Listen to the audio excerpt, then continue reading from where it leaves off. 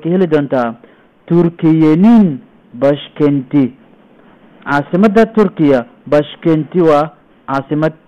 Turkiyenin başkenti. Caasimadda Turkiya Ankara'dır. Waa Ankara. Sevgi Hanım Marwa Sevgi Yunus Emre ninka la yiraahdo Yunus Emre institusunde macadkiisa ama iskuulkiisa Okutmandir ayay ka tahay macluumad. Okutmandir macluumad ayay ka tahay.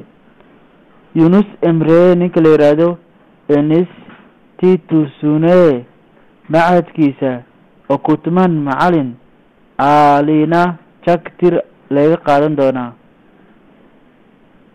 Iskuulka loo yaqaano Yunus Emre ama Yunus Emre macadkiisa ayaan macalinimo lagu qaadan doonaa ayuu ka wada. Yeni dönem